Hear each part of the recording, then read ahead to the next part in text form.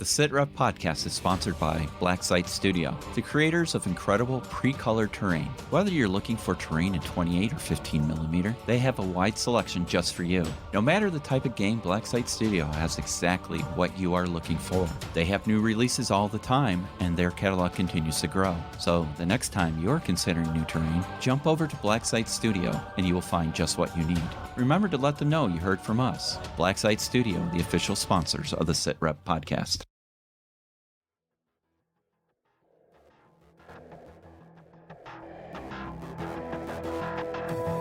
You are listening to the SitRep Podcast, your home for everything related to modern wargaming. Whether it's reviews, rules analysis, play-by-plays, hobby time, or even gameplay videos, we will bring it all to you. And now for your hosts. From England, we have Ralph. From the Great White North of Canada, Chris. Our historical editor, Big Jim Oriskany, and G, both from the United States. And now, sit back, relax, and get ready for the ultimate ride into modern wargaming.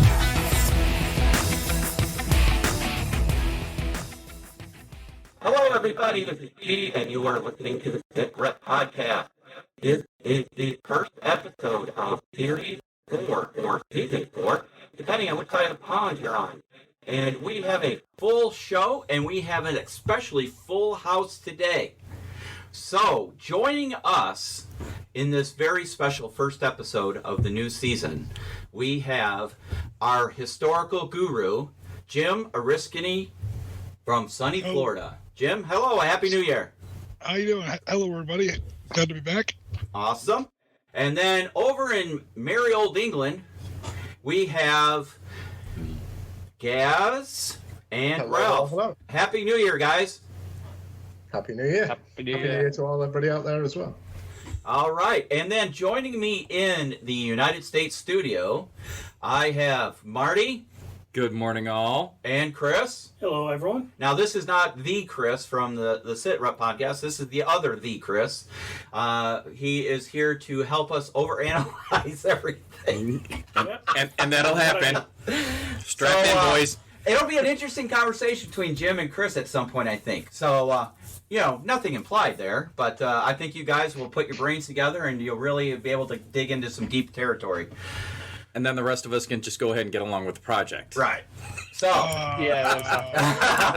Taking things, yeah. I feel like I'm really in the dark about something, but I'm sure you'll illuminate something sooner or later. So, like I said, we have a jam-packed show for you guys today. Everybody, hopefully you got your cup of lifer juice or something other. We need to get Black Rifle Coffee Company to bag a SitRep lifer juice. Oh, yeah. Wouldn't that be awesome? I'd have to change my subscription then and say that's what I want. So, Matt Best, if you're out there listening, if not, we'll make sure we somehow send this to him. Yeah, Evan, come on, buddy. Hook a brother up. Let's do it. All right. Let's get us kicking off. Let's do a quick catch-up with the entire team. Jim, you want to catch us up on anything you've done over the holiday break? Let's see. Holiday break.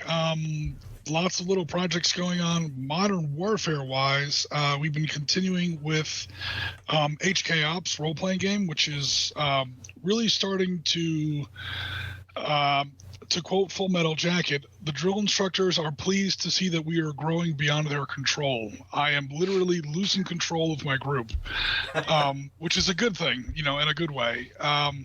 They've picked up their characters, they've picked up their own storylines, and they're running away with them. It's literally becoming a bit of a part-time job just keeping up with everything that's going on. Our latest episode 3 Crossroads, really kind of put the group in a bit of a character development crossroads, as the name of the episode suggests, where they were forced into a more or less impossible decision, a decision with no right answers. The video is up on YouTube, on SitRep YouTube channel. The write-up is over on Tabletop on one of our various, we have several now, SitRep project threads going on. So I won't bore everybody with the contents of a 6-hour and 45-minute gaming session or video or whatever, but it was it put the group into a position where they had to make a literally impossible choice. There was no right answer, and I told them all that up front, and I gave them all warnings that both courses of action they could take in this crucible, so to speak, was going to, for lack of a better term, punish the characters, stripping dots off of basically their humanity scores, their conscience scores, or brand them as politically unreliable or corporately unreliable because they're playing private military contractors. Mm-hmm. They had to choose between the client. Pretty much, the game took place in Indonesia, and you had to defend an Exxon subsidiary oil platform and oil pipeline that was under construction there from local insurgents. And then they were attacking more than one target, and it was, do you do the human thing or do you accomplish the mission? Right. And it's the kind of thing that we see in modern warfare all too often, and the group got to make that decision. And it was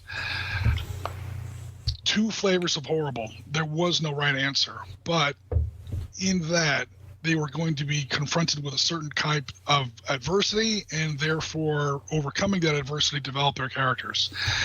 And they got to pick which bowl of trash, so to speak, they would be subjected to. Yeah. And there was a lot of debate. They finally made their choice and suffered the consequences and reaped the reward. So they basically got to choose their path. Excellent. The game is really about character development. I mean, there's a little bit of actually, there's quite a bit of tactical realism in the game. What we're really going for here is character development, story arcs, and narrative. If we want tactical realism, nothing else, then I have a library of war games that we play that I definitely want to be getting back to as well. We'll probably be ramping HK Ops down to about once a month because it's starting to squeeze out all the other stuff we had going on in our Modern Warfare streaming schedule, so to speak. So, like I said, it's getting complicated. It's getting hairy. Keeping track of everyone's relationships to each other, everyone's relationships to everyone else's NPCs.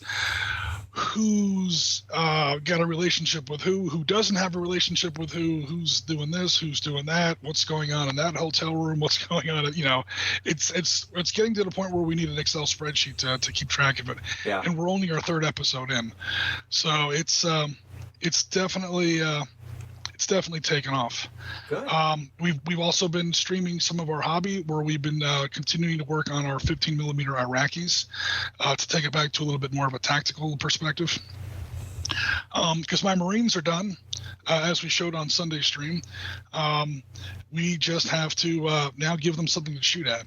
So we're building an Iraqi Army 1991 Gulf War, not Republican card, so no T-72s here, no BMPs. These are going to be BTR 60s, T-55s, Type 59 Mark IIs, so on and so forth. And, of course, to go up against the Marine Force, which is already built. The Iraqi vehicles are almost done. Now I'm just kind of dreading getting into the Iraqi infantry. But once that's all done, I'll have a complete 15 millimeter set, both armies, probably about 40 vehicles altogether, and maybe 150, 120 infantry. And we'll be ready to do some 1991 Gulf War gaming of some type or description.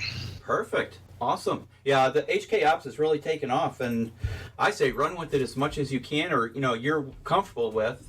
If we got people following it, it's become almost like its own radio drama, if you will. Yeah. You've done a really nice job with that. Excellent work. Ralph, how about you? I've done very little over the holidays. I wanted a bit of a break, with work and everything, so I decided to take a bit of a break. I did some writing. I did do some non-modern gaming writing over the holidays, which there is a project blog up there for that. I got back into doing a little bit of painting today. I did some touch-up priming because during the holidays, my SAS Urban, the ones with the gas masks, the full sort of urban assault, decided to take a header off my shelf. So a little bit of chipping and some missing optics. So I had to re-put some optics back on them and just spray them black again, ready for the base colours and stuff to go on. And touched up on the SAS Rural as well, because the base primer hadn't got into all of the nooks and crannies. So I just blasted them again with some paint ready. What happened? But that's about it. Awesome. You guys still there? Oh yeah. Yeah. Sorry about that. One of the cables came undone and our headphones disconnected. Sorry about that. We had a little bit of echo for a second, but Yeah, everything seems sorry to about be fine. that. Yeah, went to regular speaker. It pulled out. So, all right. Oh, that sounds good, Ralph. Everybody's been following you on OTT, so we'll have to see what happens there. Gaz? That's a lot of writing. Yeah, all right. And a lot of Gaz? Photoshop. Yeah, so I went away. I visited family. My mum retired to Turkey, so I weren't quite as close to the Syria front as sometimes I've been. But this time I was okay. I went for a holiday instead, not a sandy in exercise. I ate cake. I drank a lot of brews, and started sort of looking into modern warfare, but looking at the angle, how do you come into the hobby? So spent a lot of time of, researching on Google, looking at rule systems. So this year I'll probably put up some posts in relation to how I am going to approach coming into the hobby, to sort of see what other people have to say in comments and get your feedback from you guys. Excellent. On how you come at it from a sort of a blind side where, there's so much choice and rules. There's so many nice models now out there. Yeah. So many different companies, great scenery. It's a real growing market, and I'm going to document how I come at that. Awesome. So, which reminds me, I need to make you an admin for the Facebook page, just before I forget. So I can get you on there. I tell you right now, that would definitely be very interesting. As far I think as, so. Somebody, because there's a lot of people who ask, and Jim, I sent you the message about the person who wanted to, get into Panzer Blitz, or Panzer Leader, Right. so... We're just going to have to, figure out a way to get that person in contact with me, and we'll set up a game, one of these days. After that, I can send them some files. But there's really nothing to it. If you want to play a war game on, the computer or whatever, online or whatever, instead of around a table, there's just, a little bit of legwork that has to be done ahead of time as far as, graphics creation. And for Panzer Leaders, again, the Panzer Leader family, that's literally a universe of games that spans almost 50 years at this point. Above board years, as far as game years go, you can do anything. I've seen scenarios from 1919 to 5 or 10 years in the future. So Yeah. anything even close to modern or World War I, World War II. There's it's easy to do. You just have to build the stuff. I can send them the stuff, and we can go ahead and work it out. Excellent. Okay, so I'm going to go right here around the table. Marty, what you been doing for over the holiday season? Well, let's see. I finished my 3 M3 walkers for Dust. I was doing the point a day challenge. I also finished Rosie, so got all that done by the end of the year. Had to do a little push at the holiday season there between Christmas and New Year's to get it done, but came in right at the wire on New Year's Eve. Awesome. And then let's see. Over the holidays, we got some new games. So I got Crisis Protocol, the Avengers game for Morgan, and turns out I didn't know all the figures for kits. Some of those. Ultron's like 27 parts to put together, then start painting. So I'm halfway through painting those guys. I've got Captain America, Captain Marvel done. I didn't like Captain Marvel with short hair, so I green stuffed on some longer hair. And she turned out pretty nice, pretty happy with that. Can't complain. And then I have a friend of mine that lives a couple blocks down the road from me that we've kind of been talking back and forth about the various tabletop games, and asked me about the Song of Ice and Fire. which you were kind enough to provide me with some material support there. So Yeah, we had a copy or two laying around. yeah, I didn't realize there was like 100 dudes in the starter box, so I won't be playing Painted anytime soon. Boo. But hey, Major faux pas.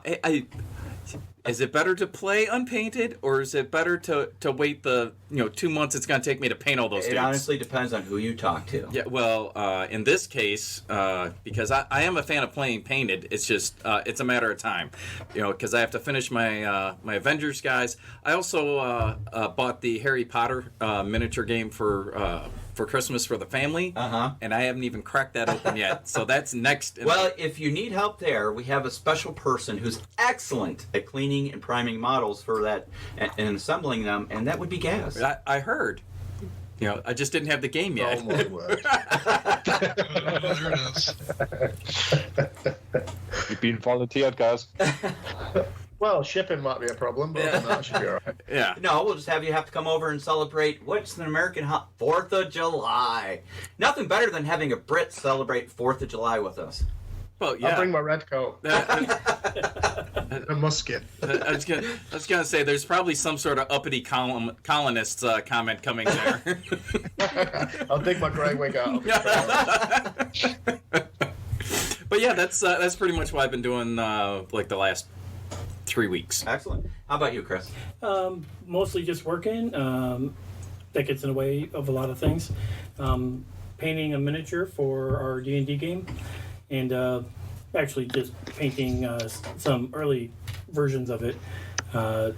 Just try to get better. Yep. Get some mileage on the brush. Yep. Everything, practice makes perfect. Just Yep. the more you do it, the better you get at it. So, all right. So for me, it's been a crazy couple weeks. So Jim, this will make you very, very happy. I have started my quest to assemble the complete Avalon Hill catalog. Oh, okay. Yeah, we talked about this before. Yeah. How's that new wing on your house coming? So as of right now, I have collected 4 more games over last week. I've got 1776. I have that one. I got Wizard's Quest. Do not have that one. I have Source of the Nile. Okay. And I have Outdoor Survival. And I do have Robin Hood around here somewhere. So I have Stalingrad coming soon. There you go. And then I think I have a couple more coming. So every time I see an Avalon Hill game on either Facebook Marketplace or eBay or something that looks decent, I grab it. And I was just told by Marty and Chris that I have to go up to Games Plus because they have like an extensive collection of Avalon Hill games. They have an extensive collection, and Avalon games are there, is what I would say. Okay. It's a pretty well stocked place. So I am definitely on my way to having to put up more shelves to hold my Avalon Hill library. So I already have like Gunfighter, Panzer Leader, Panzer Blitz. What's that? You have to get June as well. Yeah, That's an Avalon Hill game. yeah.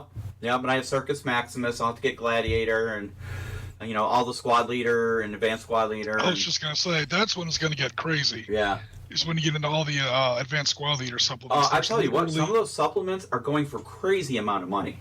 There's about 80 of them, last I looked. Yeah. Well, are you talking Avalon Hill and MMP or just Avalon Hill? I didn't know that MMP would. Your Multi-Man Publishing. Yeah. Are they still making Avalon Hill supplements for ASL? I think they are. I know they yeah. bought the Panzer Leader license a little while ago. No, as far as I was aware that they. No, that as far as I know, they're still producing some content. Oh, I did not know that. Yep. I know they're not doing it for Panzer Leader. I'm sorry to say, I didn't know they were doing it for. I didn't even know they owned the Advanced Squad Leader license. Oh yeah. So that's pretty cool. Yep. Because you can get their the rules, have been streamlined, and you can get like learning kits. There's 4. Like I had the first one, which teaches you basic infantry, play. Then there's one for vehicles and armor and all that good stuff. So it breaks down each kind of section of the rules into a starter kit and takes you through learning scenarios. Right. So on top of that, we have created. Sorry, Jay, I'm just looking here. Yeah. I had that original Gladiator game, Did you? and I got rid of it. Oh no! a long time ago. But yes, I had the original. Oh, bummer. That is too bad. So one of the other projects I've been working on over the holiday season is I went to Hero Forge because we were creating miniatures for our D&D game, and I'm like, I wonder if they have modern stuff, and they kind of do. It's a very, would you say, comic booky? Modern guy. It's Heroic. Yeah, there you go. That's the term I was looking for. But they turned out great. Yeah. So I printed up the first 3. Now that I got the settings dialed in, and this is my version of Sergeant Rock.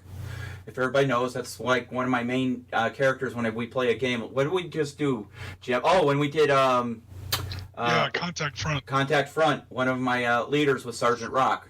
So of course Sergeant Rock's got to be smoking a cigar. To which was funny because somebody commented, "What about light discipline?" And I'm like, it's Sergeant Rock. We can forgive him this time. Maybe he's not smoking it; he's chewing on it. Forgive Sergeant Rock, but not Captain Price from. I was just Call of gonna Duty. say, we gave Ralph a hard time about that.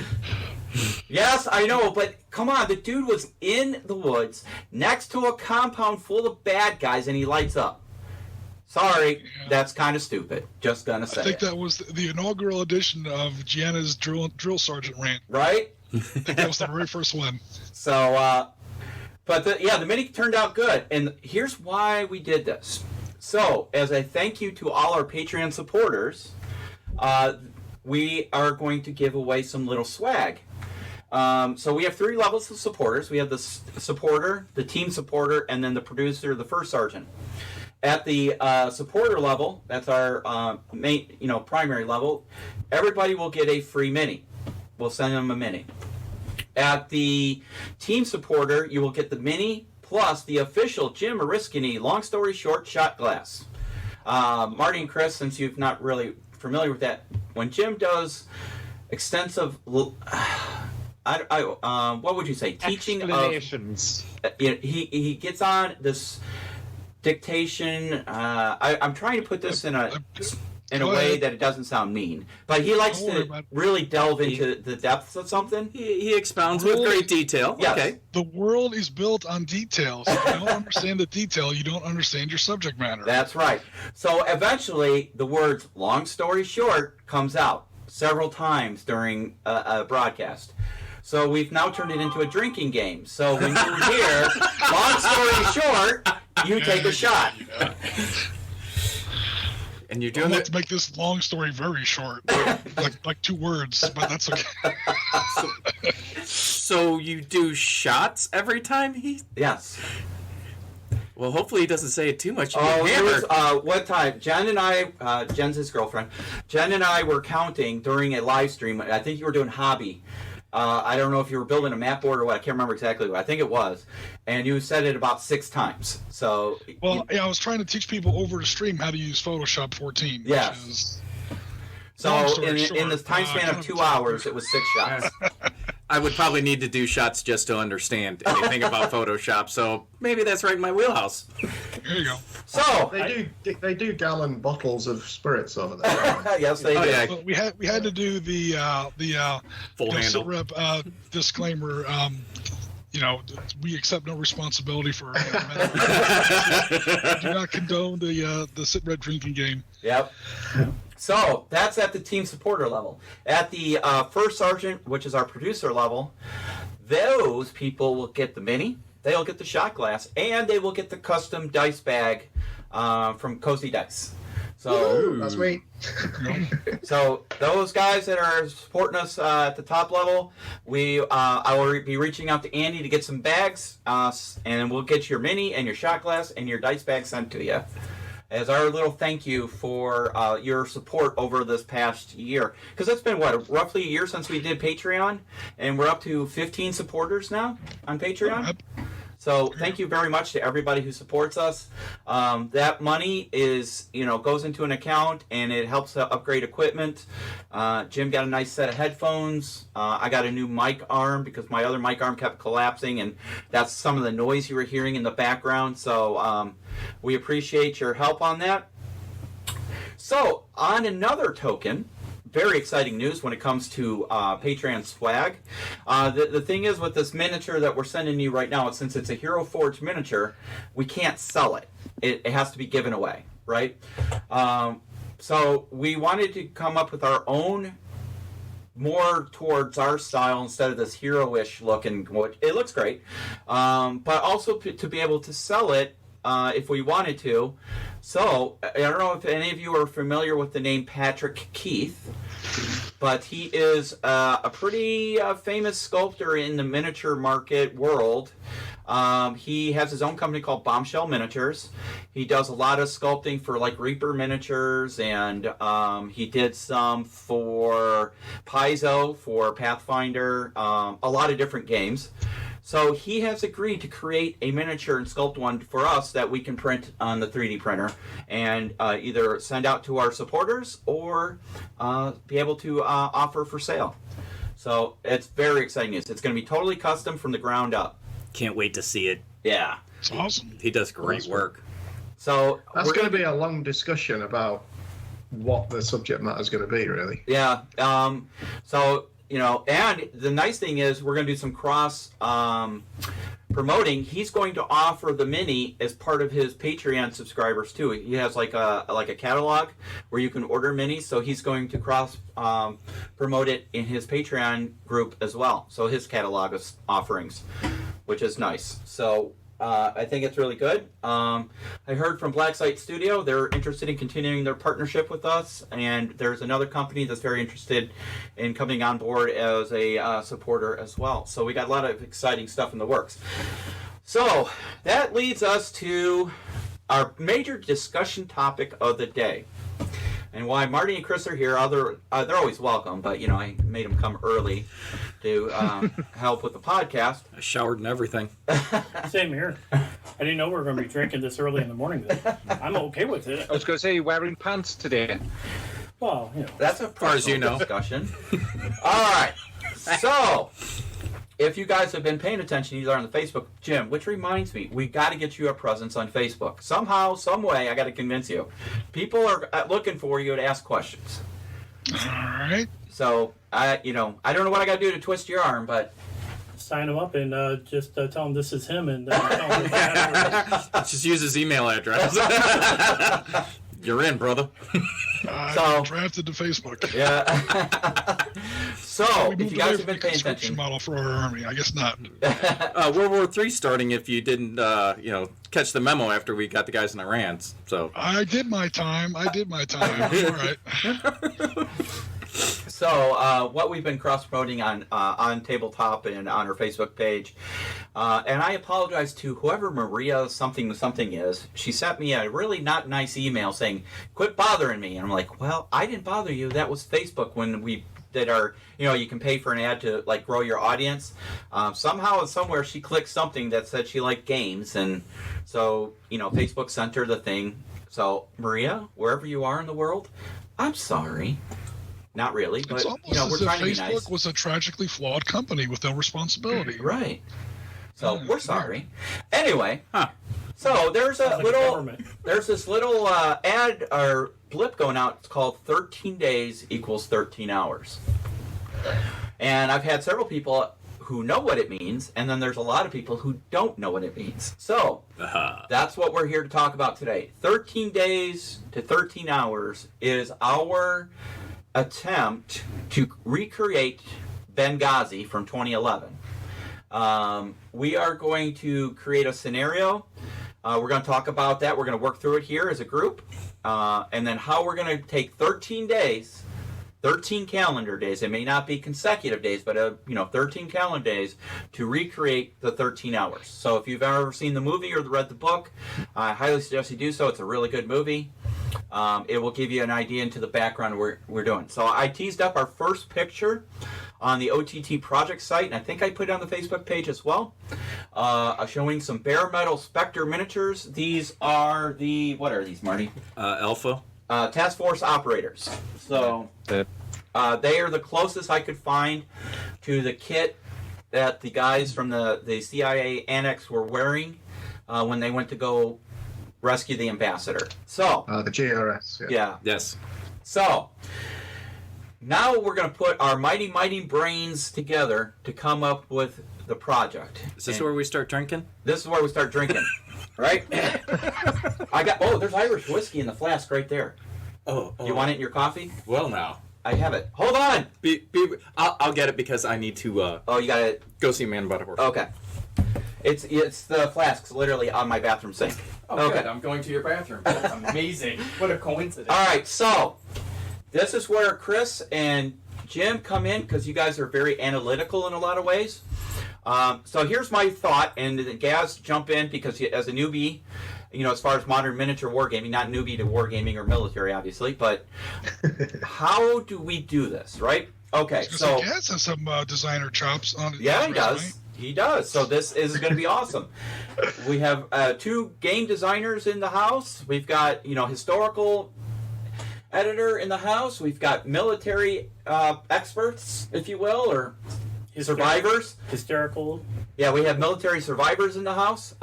So this should be good. And then we have our graphics guy. Right, Ralph? Yeah. One thing though, Jay, is you decided what game system yet? Well, that's what we're going to talk about, okay? So here's my idea, and then you guys jump in or, tell me what you think. So, as you all know, in September of 2011, Ambassador Chris Stevens, visited Benghazi because he wanted to do some goodwill tour, if you will. So, Benghazi at the time did not have a formal embassy. It was just a compound. It was kind of like a vacation home, really, a walled compound, and he had a couple Department of State security officers with him. And for whatever reason, there was a flare-up of a warring faction, and they attacked the compound the night of September 11th. So I don't know if it was an anniversary thing or not. Did we ever determine that? Depending on who you talk to, there's a whole bunch of silly theories. I'm pretty sure it was 2012, though. Yeah, it's the 11th anniversary of September 11th. Yeah, so what happened was, depending on who you talk to, the state guys put out a Hail Mary, all hands call, and the closest people were the GRS over at the annex. And so it's Jameson. I was going to say JMO. All right. And so according to the movie and the book, again, I'm going off the sources I've read. I haven't read everything because I think the station chief denies the allegation that he would not release the GRS to go get into combat with whatever people were attacking the compound because technically the CIA wasn't there. Shocker. Right. So, I don't know how many hours passed. Was it like 2 hours before they actually just said, fuck it, we're leaving? And the GRS Chris, did their thing. You've got the whole breakdown. Chris, you have the timeline there, so there's yeah, I'm still trying to read it. So, still trying to read. Gotcha. All right. So here's so it took them. There were several hours delay between the time the GRS left the compound and then got to the ambassador's compound. So here's our theory. We want to play it where the GRS wasn't held up. Could they have changed the course of history? Could they have saved the ambassador? So the way I'm thinking of doing this, and Jim, this is where you come in with your excellent wargaming creation skills. I've got a map of the actual incident open in front of me. So okay. I got scales. What I'm thinking of, it was a mile between the two compounds. Oh, yeah, 1.2 miles. Yep. So we're going to do this at 2 levels. The first level is the rolling combat from the annex, the CIA annex, to the ambassador's compound. So we got to travel that 1.2 miles. That's where you come in. So do we use Valor and Victory for that? Because obviously we can't do that on a miniature tabletop unless we go to like 6 or 10 mil. Yeah, you go a lot smaller than that. Or we use the driveway as the playing surface. Yeah. Yeah. You can do it in a larger scale if you do it the way they did Speed Freaks, where you have a rolling road. Yeah.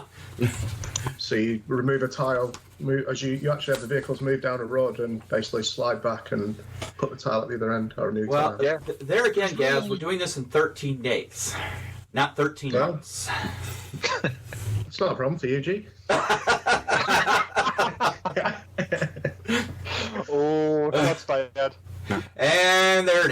fired across the ocean. So when Okay, so yeah, it's 1.2 miles between second compound annex and the main compound. There's really only one looks like reasonable route to get there. I'm not sure if that's the route they took. So you want to have like a some sort of command tactical level game.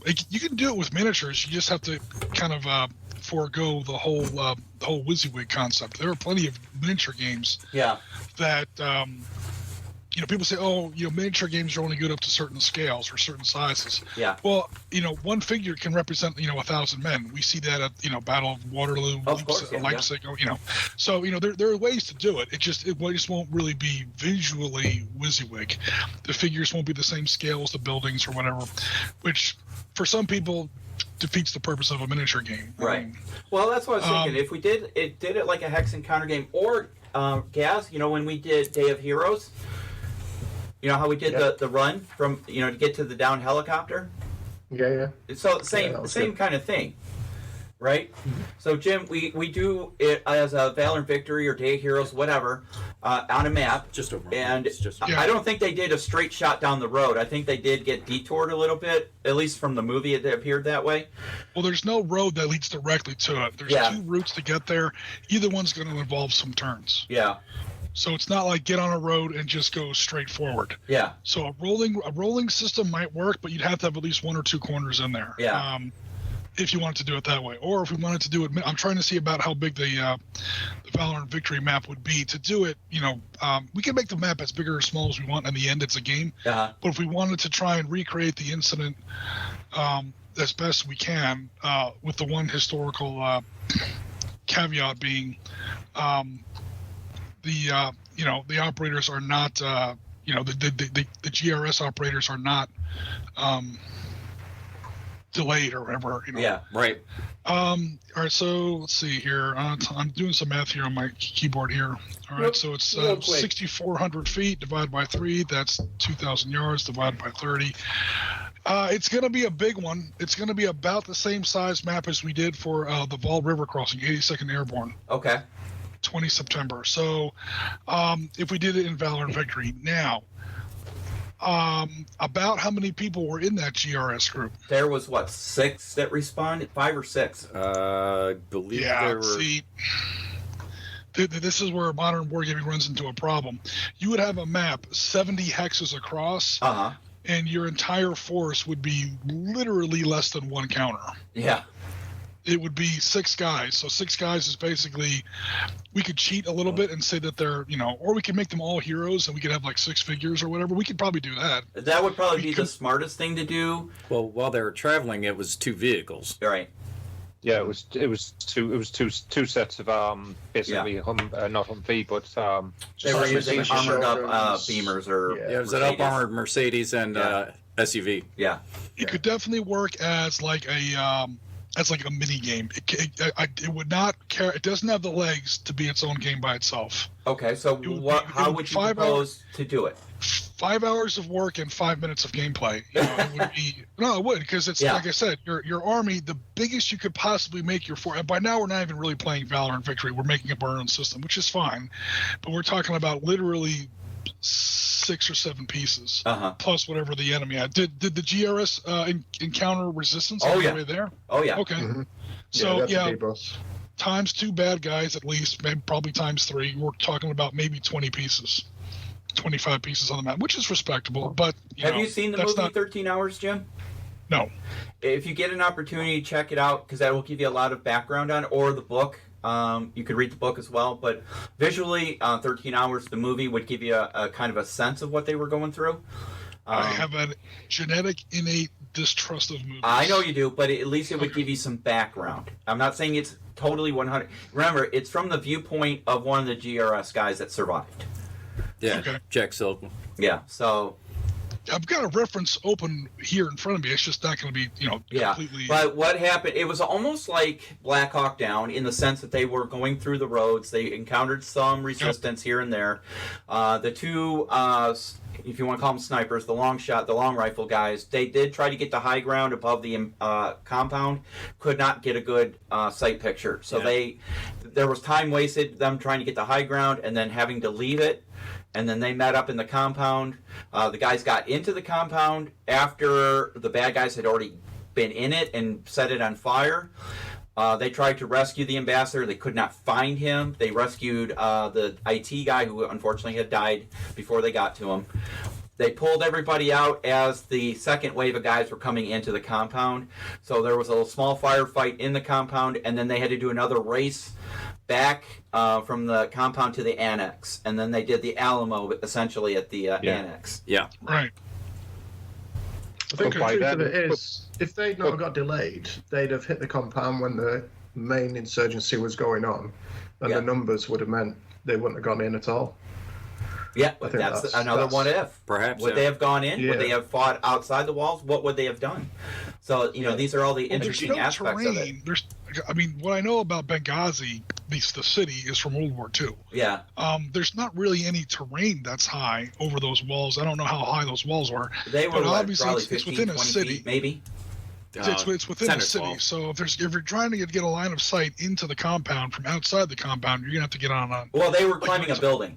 They were on a building. It's gonna have to be a building. They climbed into a multi-story building and then just did not get the right angle they needed. Yeah, they didn't have a good vantage point to be able to engage anybody, so then they backed out and went into the compound itself to join their comrades, since there was only 4 of them in there, and one of them was an interpreter. Yeah.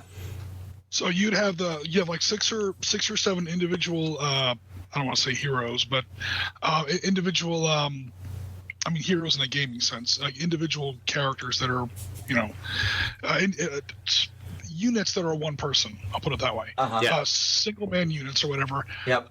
It looks like 2 vehicles, armored Toyota Land Cruisers, and someone said something about a Mercedes. Yeah, it was like an up-armored Mercedes SUV. Okay. Or was it a sedan? Sedan. Yeah. Well, whatever it was. It was an up-armored vehicle.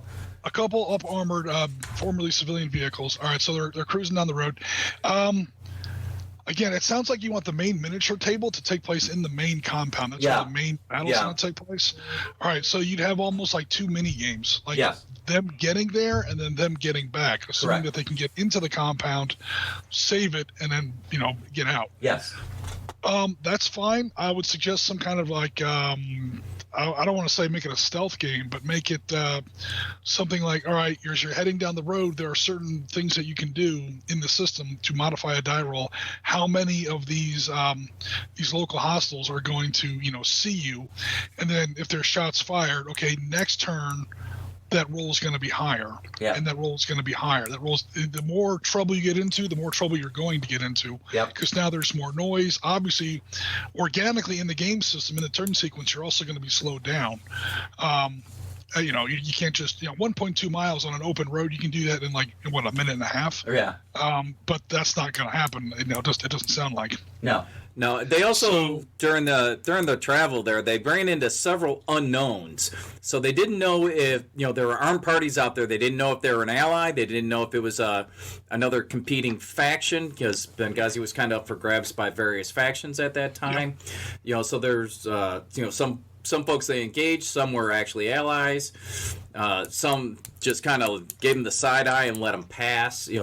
Force on force and contact front both have pretty good rule systems about rules of engagement and identifying an enemy before they're an actual enemy. Yeah. So in Valor and Victory, we could use some variation of the blind counters that we were using for Viet Cong, or for something like that, where you see somebody's there, you see they're armed, but you don't know if they're friendly or not.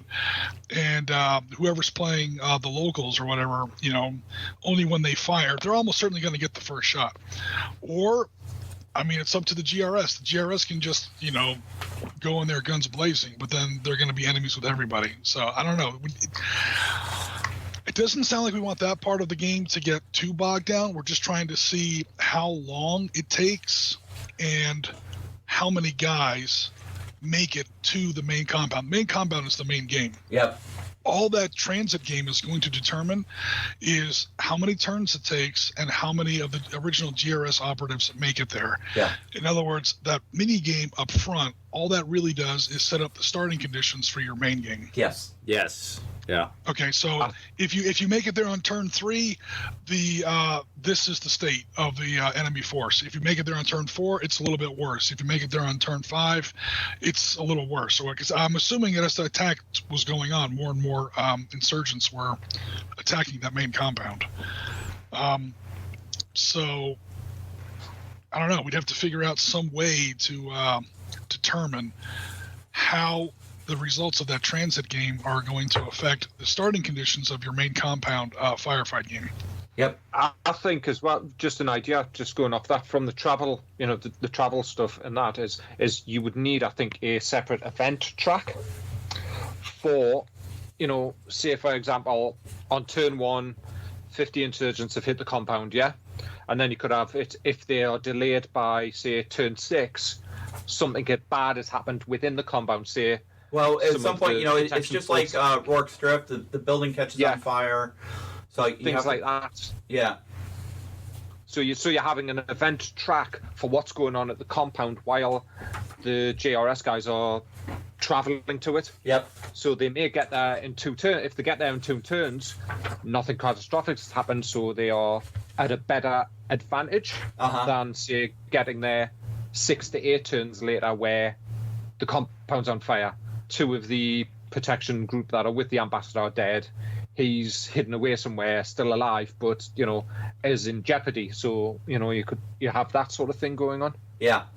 Yeah, we could have that with 2 other threads sort of worked into it. So thread number 1, the historical events. I mean, we can look up, I'm sure there's a minute by minute, account somewhere when certain buildings caught fire, when certain events happened, when, the ambassador was hit, when certain things happened.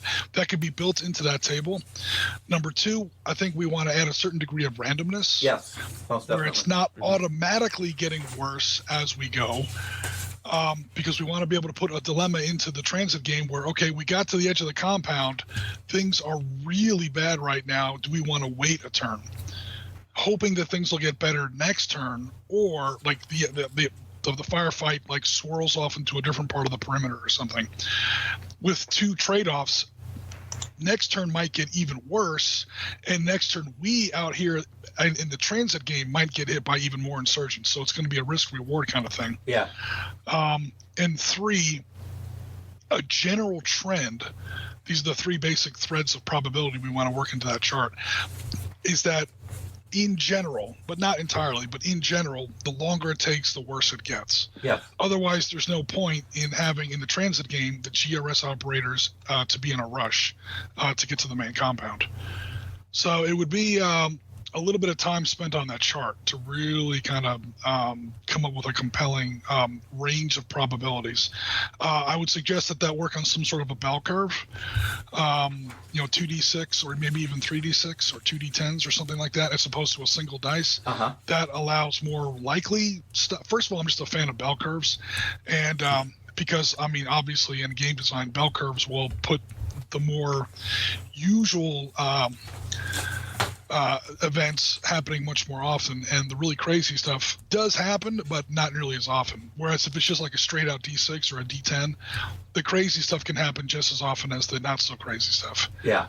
And by having different events in there, you're also are going to enhance the game's replayability value. Because it won't play the same time every time. This was the big issue when we were trying 2 or 3 years ago. We were kicking around the idea of doing a San Nazaire game, and the design problem I kept running into with that was, San Nazaire, the big raid to blow up the dry dock where the Tirpitz was fit, or would have fit, is no matter what happens, sooner or later it comes down to that single die roll.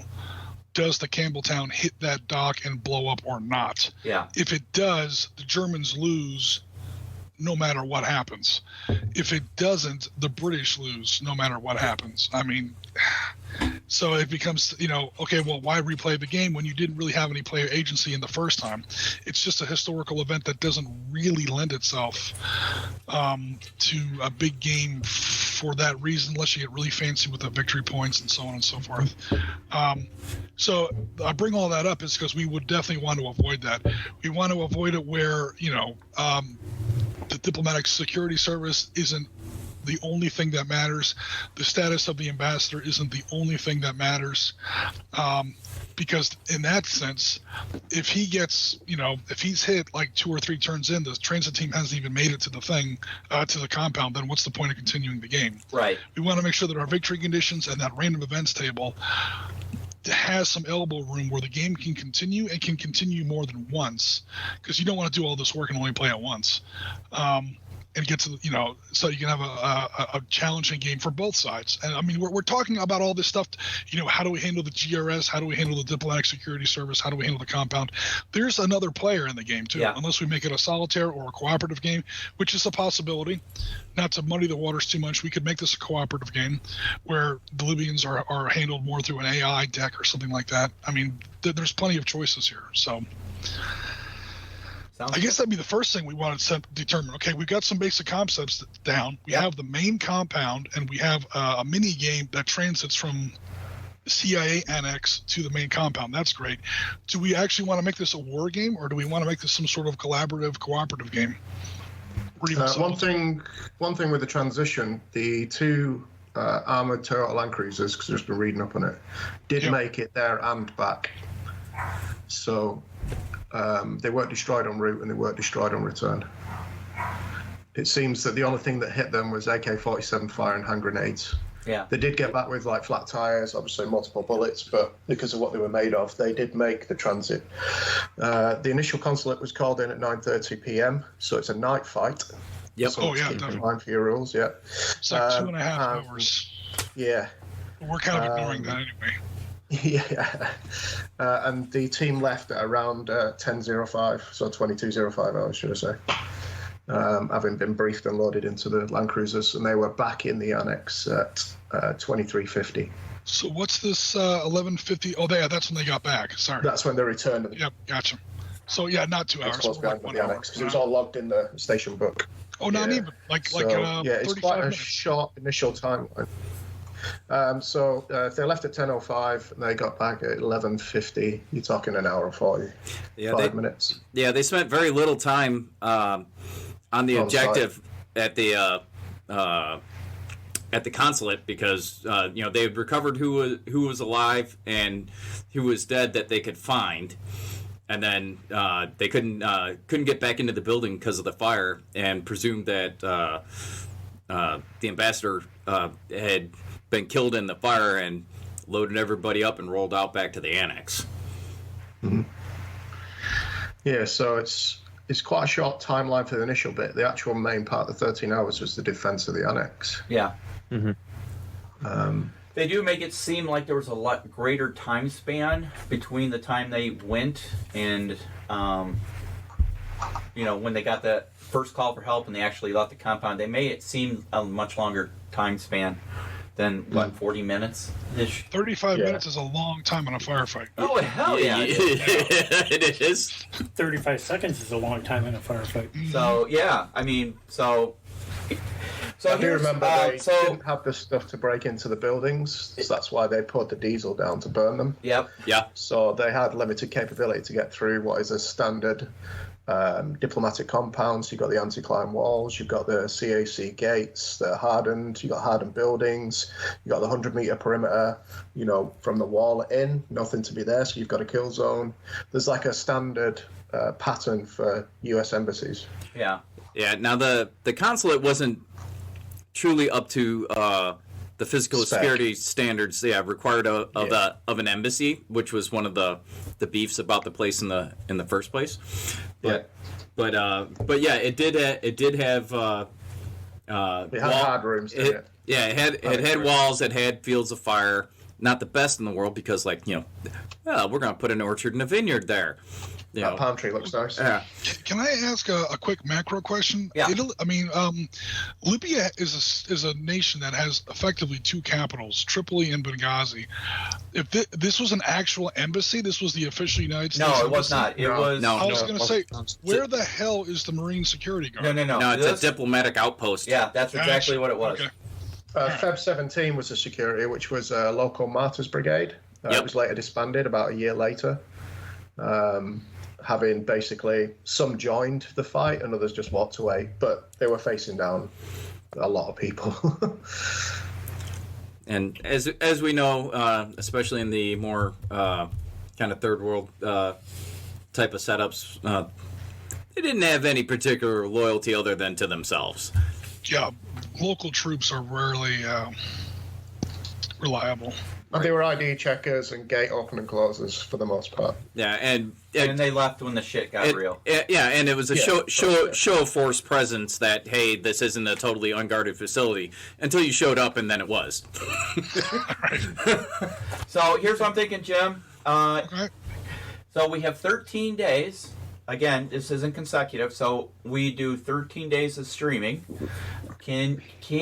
Are you willing to take on the challenge of creating the game, as far as the getting to the compound, and then the compound we're going to do in miniature form? I ordered a compound, like a diplomatic compound from Sarissa. It's definitely going to have to be changed up to create a U.S. consulate, the ambassador's compound. But we have some pretty good diagrams and satellite images that we'll be able to do that. We'll do it in 28 mil. So ish. It won't be 2 scale. Yeah. But it'll be the gist of it will be there. So is this something you'd be willing to take on? I could do the transit game. Yeah. Awesome. And then I'm gonna need some.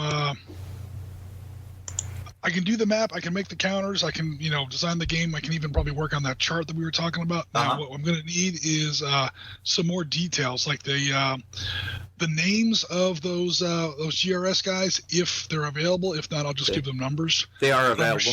I'm sure their names are somewhere. Yeah, no, that's all public knowledge. Okay, and it looks like the locals, or I should say the insurgents, the threat, the enemy, were pretty lightly armed. I mean, AK-47s and hand grenades. I don't see anything about RPGs, grenade launchers. No, it's public uprising, basically. Okay. Yeah, I mean, so light militia infantry kind of stuff. Yeah, very light. Basically, in the movie version, there was a technical that had a crew serve weapon on it. Or something? Yeah, I don't recall exactly what it was. They basically used it as a roadblock at one point.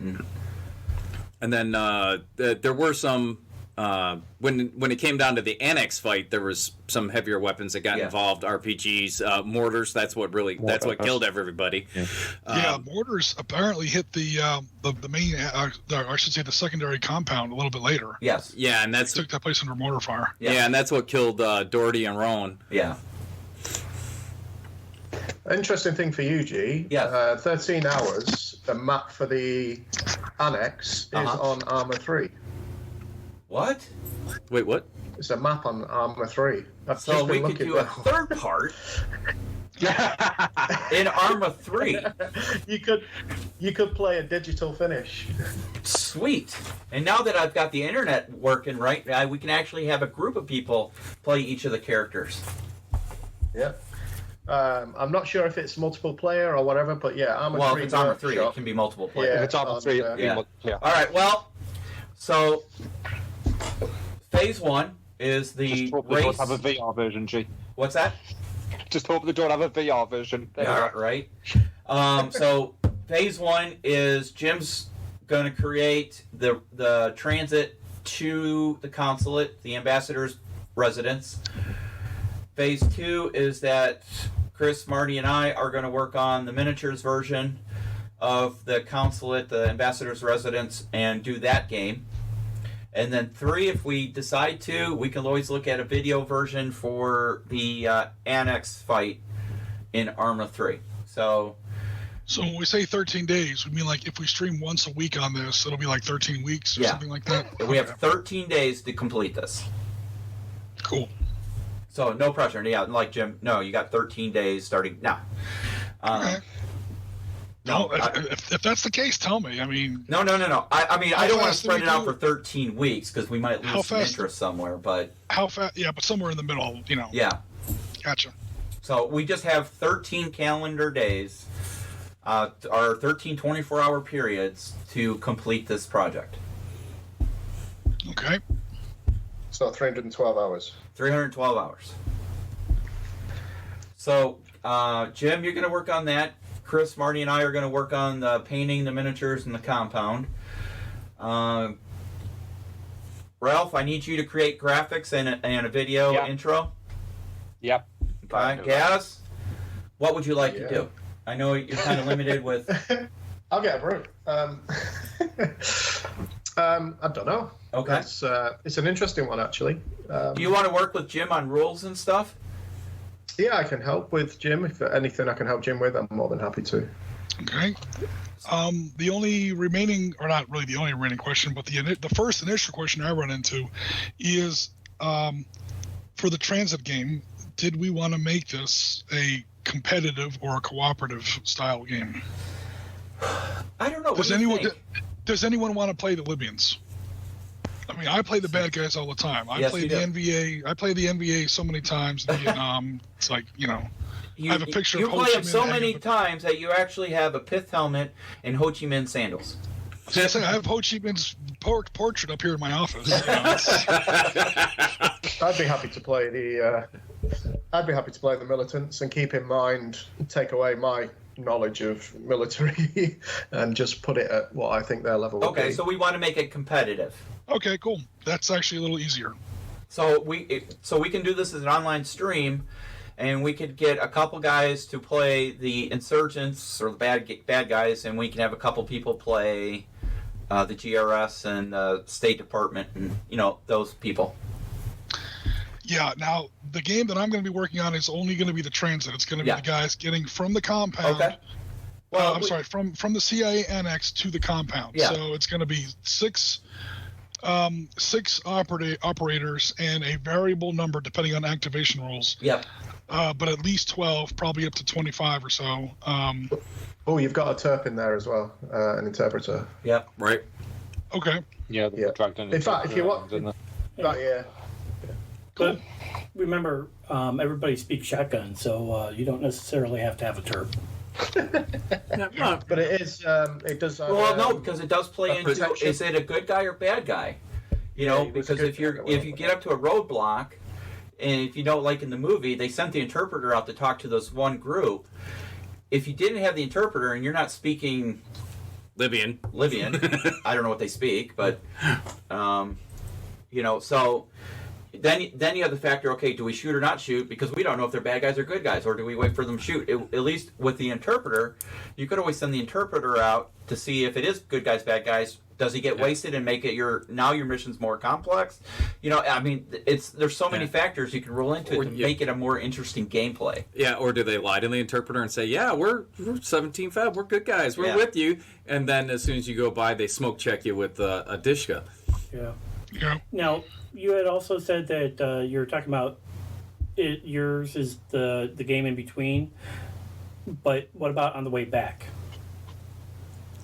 Yeah, that would be that would basically be the transit game in reverse. Yep. Yes. With different. That would actually be pretty easy. Different event chart, right? It would be a different event chart and different victory conditions. Just don't get smoked. Yeah, and then also, we're gonna have some casualty evacuation rules in here too. Yeah. When a figure gets hit, you don't just take them off the table. You're gonna have to get that, that person back. So we're gonna have to take care of, and that's gonna work into the like we do in Valor and Victory, our modern era Valor and Victory rewrites, where it's like, okay, if a VC gets knocked down or an NBA or a PLO guy gets knocked down, that's 1 victory point to the Israelis. If the Israeli loses a figure, that's 4 victory points.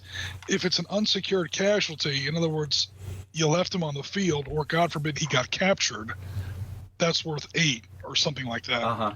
Or 3 and 6 or something like that. So it's bad enough when people get hit, wounded, or God forbid killed. But if that casualty, even if it's a fatality, even if it's a KIA, if that KIA falls into enemy hands, we've all seen Black Hawk Down. That's not good news. So that's going to be and it sounds kind of callous to just assign a victory point value to it, but you have to impose a real incentive on the operator player to make sure that even no matter what, no one gets left behind. Yeah, but it's a different culture. Like you said, it may sound callous, but that's exactly what it literally was. Victory points in Mogadishu. Yeah. That's literally how they used it for propaganda and whatnot. Oh, I mean, we've done this. Like I said, Valor and Victory is a Barry Doyle game written for World War II infantry combat. I took it and I updated it to 68 Vietnam, 82 Lebanon, and 82 Falklands. And that's I mean, we've run it on stream a bunch of times now, and it's solid and it works. It is. First of all, it's a great system. I mean, Barry Doyle wrote the system. It's a love letter to squad leader. It's a great little system. But then I just took it and I updated it to include casualties of civilians, rules of engagement, all the modern stuff or whatever. And it went through some teething problems, but I think now we got that part of it worked. Now again, we won't be using Valor and Victory for this because it's just not big enough. Valor and Victory, each piece is at least 4, probably 8 men. So your entire force would be 1.5 counters. It'd be a quick game. But if we go down to an individual system, that's going to change a lot. But we can use the basics of the math to sort of, at least as far as victory points go, handle casualties and evacuation. We've talked about all this about casualty evacuation because I think that's going to be the main part of the second part of that game. Actually Act 3 of the game, getting back to the compound. Is getting as many people safely back as you can, and safely or not, breathing or not, making sure everybody gets back in one condition or another. Yeah, having accountability of all your folks. Hey, Jim, is there a way to make another person an admin or editor on the project log on OTT? Do you know? That's the one weakness of the project. Not weakness. That's the one drawback of the project. That's the reason they kept the forums. Okay. Well, the only reason I'm asking is because you always do a great write-up, and I'm thinking there should be some kind of write-up to get people's taste buds, wet for this project. Because, I'll write something, but I do not have the flair for it like you do. So I was just hoping to see if I can make you a co-person in the project. There are 2 ways around that, and I've experimented with them both. Number one is to open up a parallel forum thread. The forums are very broad. Everybody can contribute. Everybody can do stuff. They're very horizontal in that way. The project threads are strictly vertical. It's one person's project, and that person has complete control and has puts in all kinds of stuff. You can put in videos, documents, all the stuff you can't put in the forum threads, but it's only one person. So option 1, which I don't know if I really recommend, is to open up a forum thread as well, and have that just linked back and forth with your project thread. Many people have tried that. I've tried it. I don't know. I've had mixed results. The other way that I've been doing it is like when Piotr was working with me we did our 80th anniversary of the beginning of World War II in this past September. He would send me writing, and I would just post it in the forum thread. Yeah. Or not the forum thread, in the project thread. I would say, this was written by Piotr and whatever, And we were doing 1939 German invasion of Poland and Panzerleader. Perfect. What about breaking it down into multiple projects? Because it is different pieces. Yeah. You could do that. Would we lose something by breaking it down? Is there any way to truly connect those too much? together? Or you can hashtag them. Yeah. Oh, there you go. So when you do the search, you can. So we could do one for each phase. Yeah, so you could do 13 days in 13 hours and hashtag it that way. So when people bring that up and do a search, it'll bring out all the ones in various settings. If you number them first as well and then put the name of that project, then it'll stack them in numerical order for you. So the people can click through correctly. Very nice. Yeah. Okay. Yeah, between the narrative and the hashtag. They wouldn't all have the... well, I guess it depends on what you guys are going for. I mean, it wouldn't... Like when people put recommendations or comments on them, they wouldn't automatically be visible to other people that are following one of the other projects. So our recommendation scores would be spread across 2 or 3 different projects, which would dilute its impact a little bit. Well, I don't know if those recommendation points are a big deal for you, but Well, what about having one you could have overarching project and then a have... front post with a link to all the other ones as well, so you could link it back to each other. So, say for example, the one that G's done there could be just about the painting process of the miniatures and getting the minis in the table collected. Yeah? And then you could have one which was the writing of the rules for the transition part, and that, you know, and you could have a post in there that links the two of them together. So, you know, so you could say, if you're reading this, then go to this one to see the next stages. You know, just a way of signing. Yeah, you can finish each section with a stack of links. Yeah, the guys do that for their vlogs, so you can go from 1 to 8. They have to stack the links in every post. So even if you caught number 3, you went, oh, there's actually 6, and I'll click on number 1 now because I don't want to see 3 first. They stack a set of links at the bottom, as you go in, so you can go through them in order. Gotcha. I still think you should have one overarching project. Yeah, I agree. From a high level, because then if people know, you could just tell them to put the scores on the main project, if that's where you're trying to see them. Yeah, because there's a SITREP general, like, this is the latest thing SITREP is doing, and I've used it for Contact Front. I've used it for some of the other stuff, some of our streams.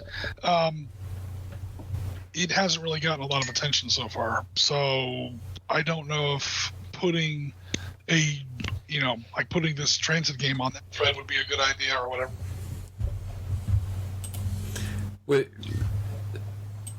Could this project be used to drive more interest and traffic there, or because there's the lack of it, it's not a good place to put it? Yeah, I mean, there are other projects I have, like the Marines Iraqi project is going pretty well. The HK Ops project is going pretty well. I mean, the SITREP already has about 4 or 5 project threads going on the project threads right now, and some of them are doing well, and like 1 or 2 of them aren't doing so well. I'm open to whatever you guys want to do. It's going to be the same amount of work for me no matter what. I'm actually thinking we should keep this consolidated in one project thread. I kind of agree on that. Because if we dilute it too much, people are just going to not follow it well. Yeah, you're depending on the user to click a link and then click back. Yeah. And those links are going to get tangled up before you know it. After each thread has 3 or 4 or 5 or 6 entries, and you have to keep duplicating that for every post. And yeah. The internet in general just doesn't have that kind of attention span. No, typically not. Mm-hmm. Got to keep it true to KISS method. So that way, all the support, comments, and recommendation points we get are all in one place, so people can see. I mean, what's there's actual a rule for this? I can't remember. I'm totally spacing on it now. There's a mathematical rule that it drives a lot of internet stuff. It's like the more clicks something gets, the more clicks it's going to get. The more points people see, like, oh, there's obviously a cool conversation going on here.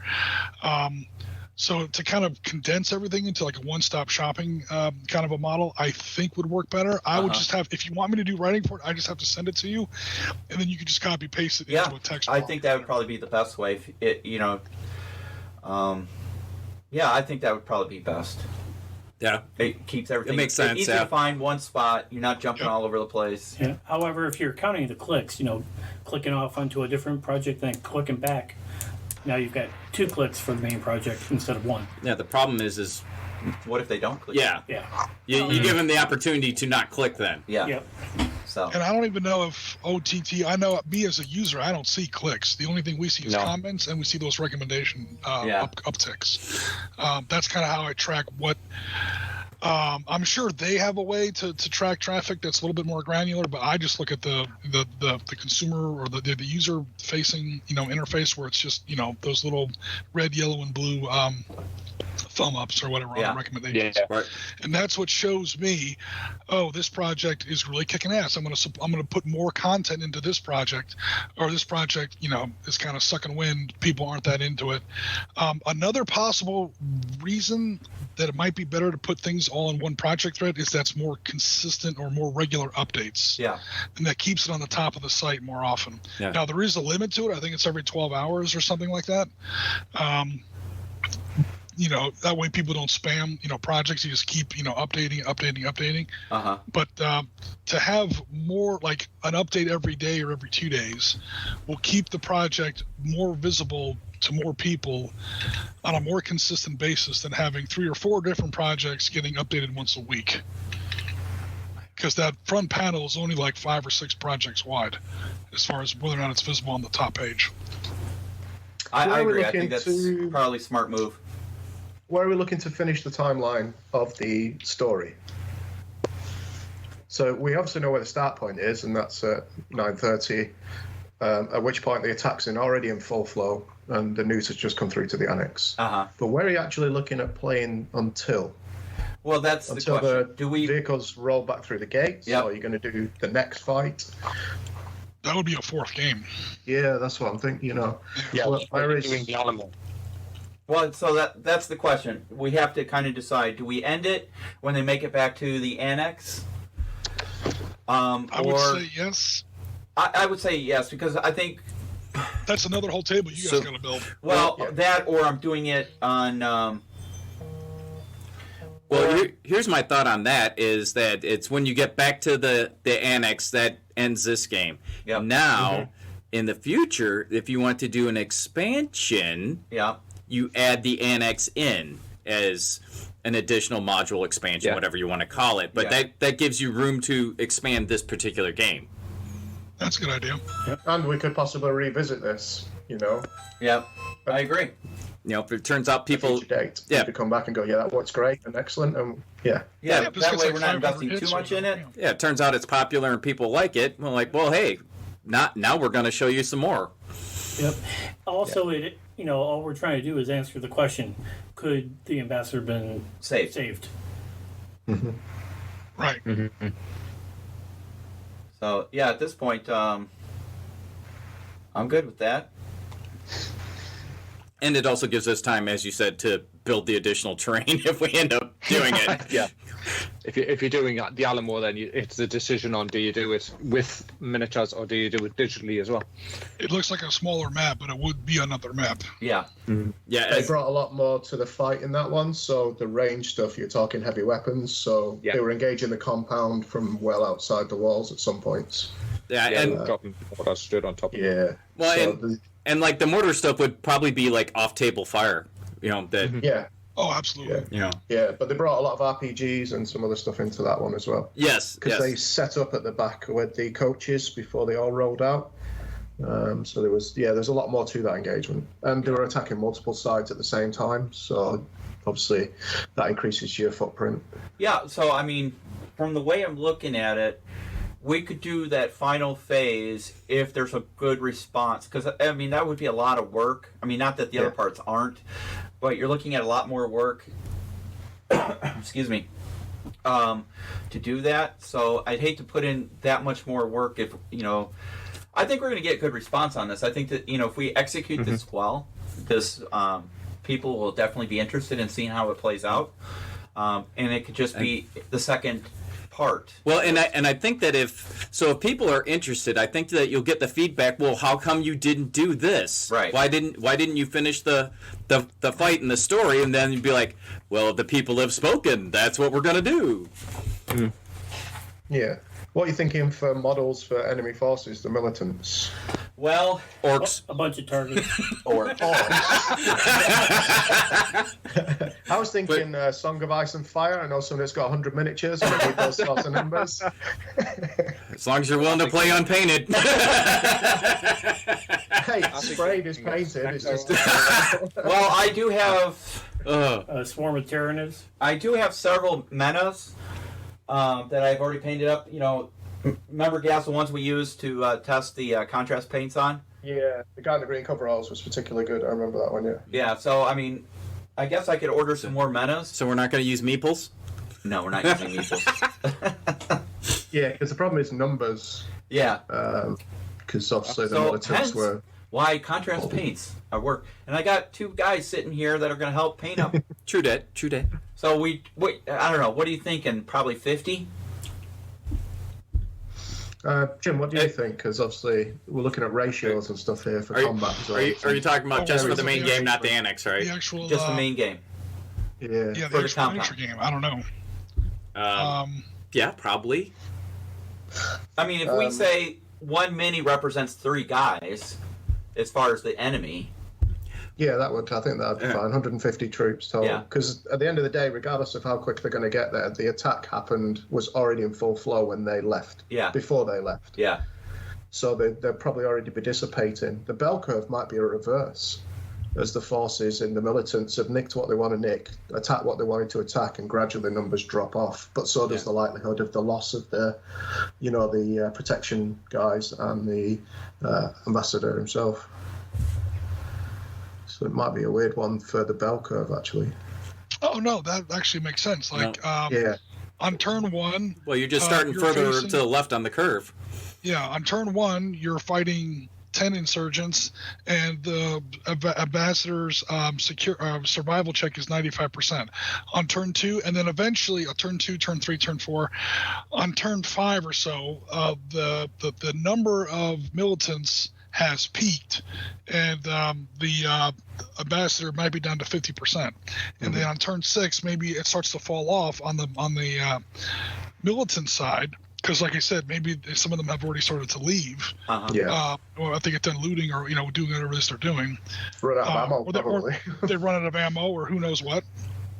And but now I think now that all those buildings are on fire, there's still a rush to get there. It's because the ambassador's he's trapped in a burning building. Continues to decrease. Yeah, right. 45, 35, 25, 15. It just keeps going down. Yeah.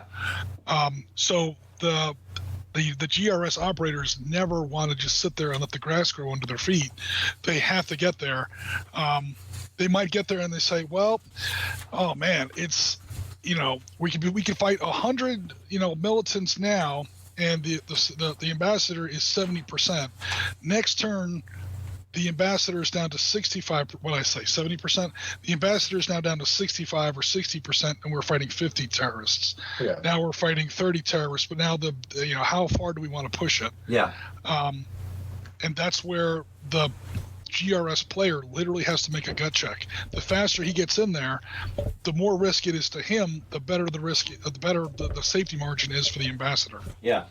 That's where you have to make that really tough decision. Which I think would be, good for gameplay. Especially if you can get your snipers engaged. They have a tendency to demoralize a group. Oh yeah, I mean, one sniper shot fires, somebody's head disappears off their shoulders, and nobody knows where it came from. Nobody else wants to move. Yeah, it's going to be interesting. Definitely. What are you thinking for ROE?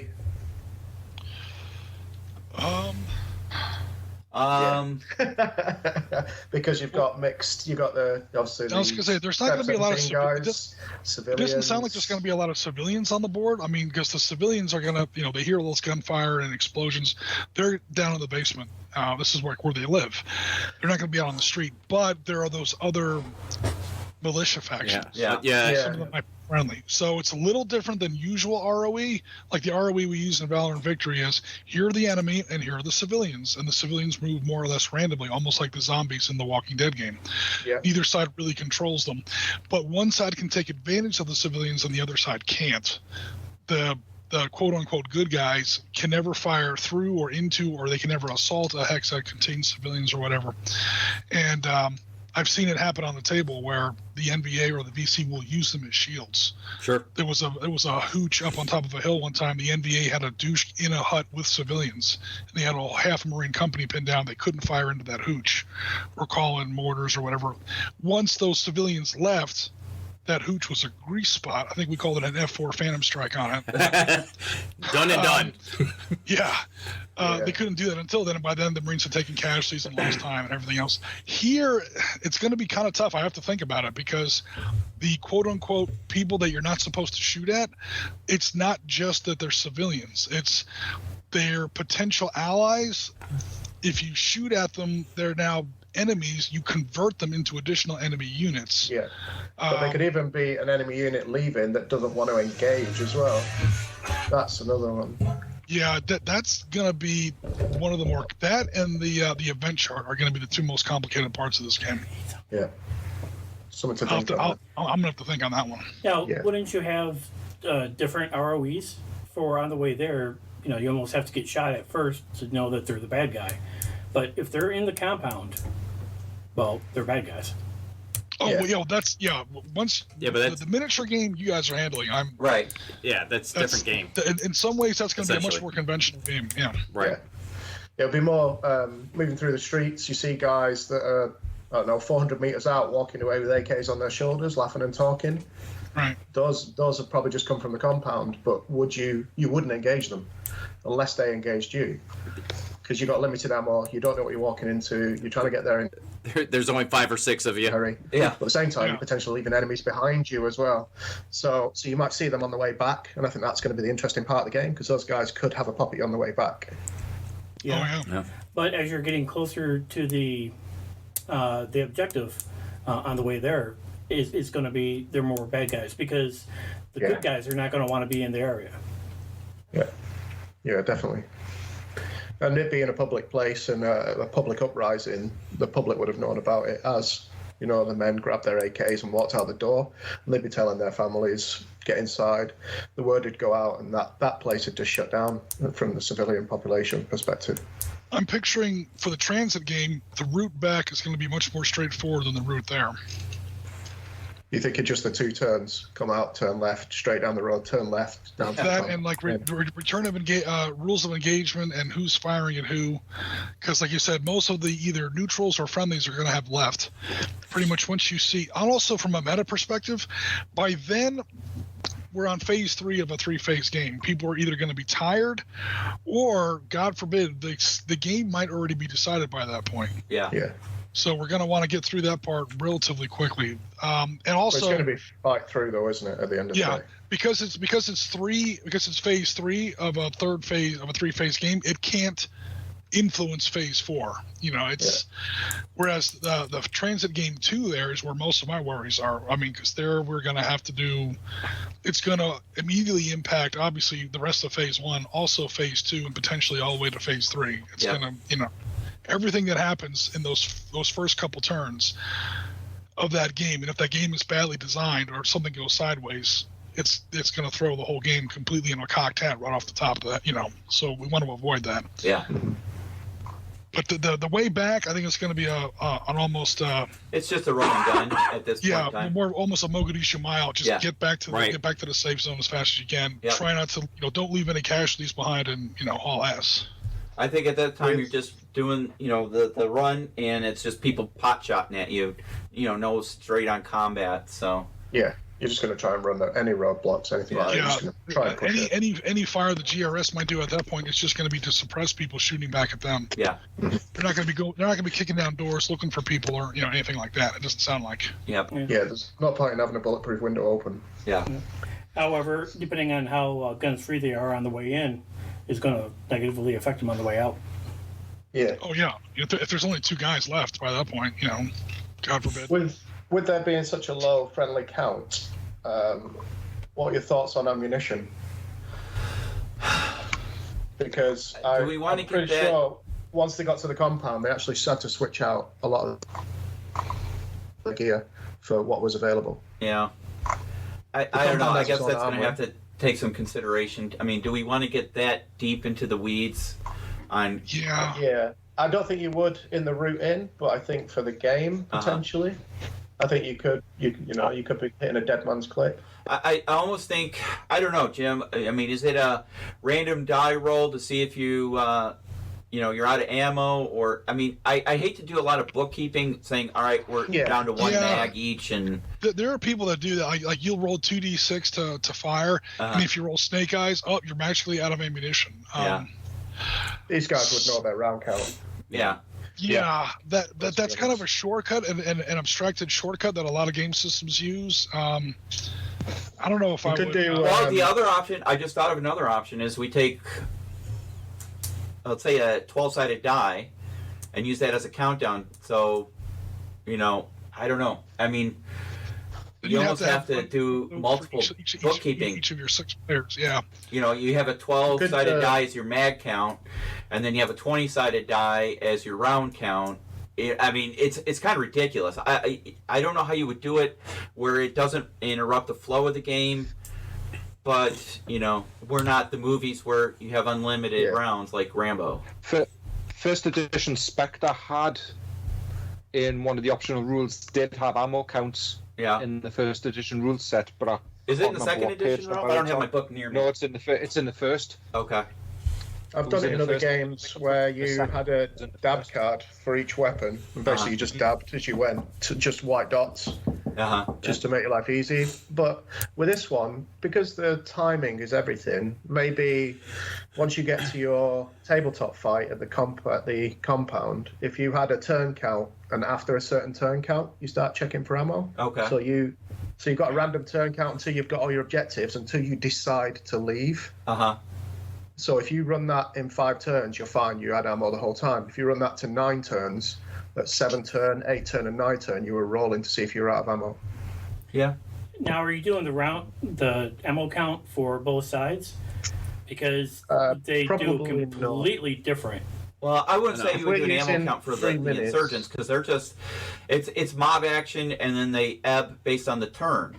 If we're going along the timeline. So you're configuring if they're ebbing in the turn, that's when they're going low on ammo or they've ransacked whatever they can.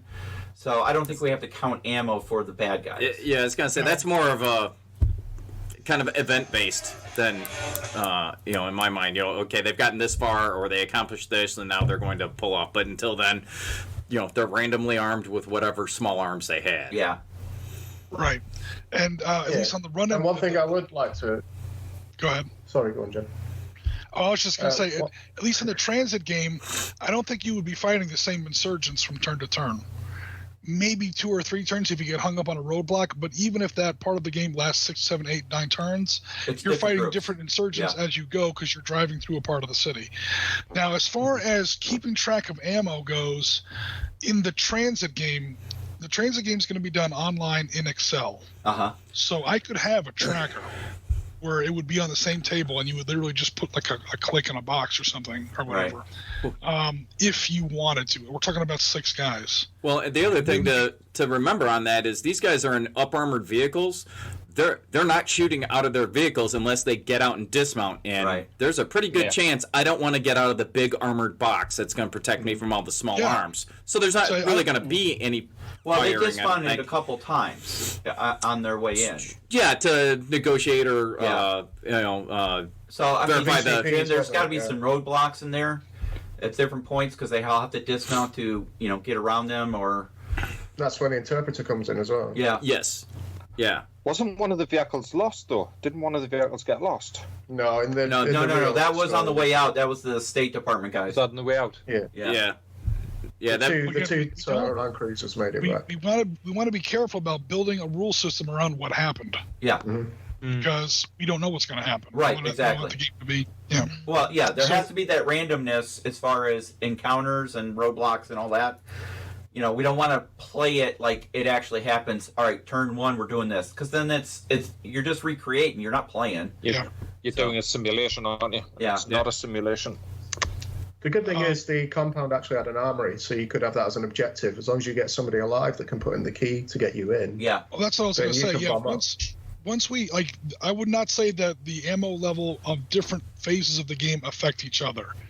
When you get to you have 10 ammo points or whatever. Okay, that means that each guy can fire 10 fire phases. If you get there in 5 turns and each person only fired like 6 times, okay, everybody made it or whatever. Once you get to the compound, okay, ammunition counters are reset. This also doesn't burden the other game with rule systems that we designed for a previous system or whatever.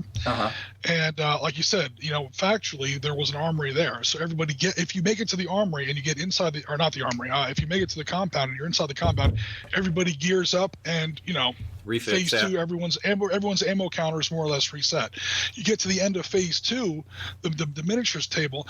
Okay, now it's time to get back to that CIA annex.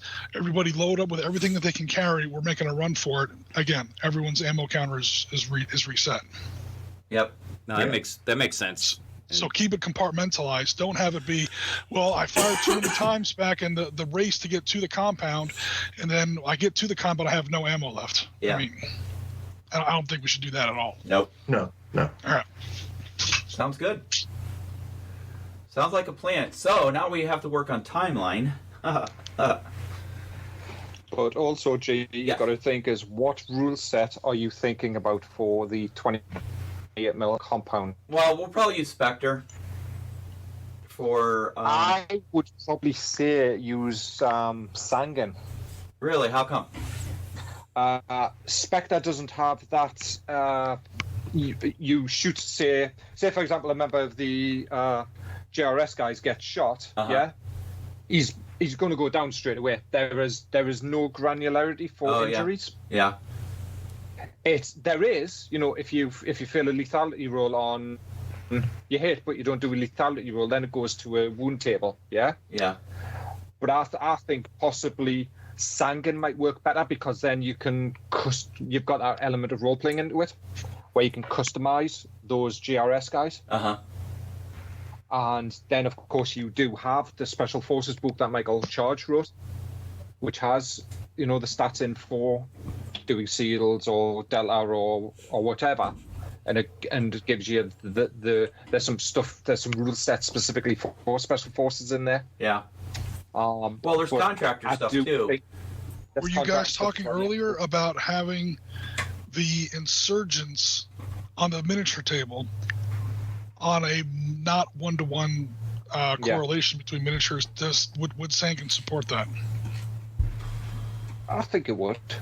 I don't know. I don't know much about Sanguine. I don't think Spectre nor Sanguine don't really have rules for that mass. Yeah, no, it's pretty much one-to-one. Sanguine sounds like it's a pretty small firefight kind of a game, and that works well for the operators. We're talking about like 6 guys, assuming everybody made it. Plus, I'm assuming there were also some people already in the compound, so maybe now your force is up to 10. Yeah, I'm guessing there. Okay, so 10 versus 50. You have 60 combatants on the table. Is that? I'm literally just asking. Is that too big for Sanguine? No, because Sanguine you can go up to platoon level. Yeah, you can do platoon levels. I think you can go up to platoon level on it. I mean, the other option would be contact front, right, Jim? We could possibly use those. Yeah, if we could figure out what the roll to hit was. No, I'm just kidding. Yeah. What about force on force then? I'm not too familiar with that rule set. Jim, you've played that several times. The only part of force on force I have difficulty with. Short answer, yes. Is the only part I have a little bit of issue with, and that's probably just on me, is the activation system. But yeah, 6 or I should say 10 on 50 sounds like it would work for force on force.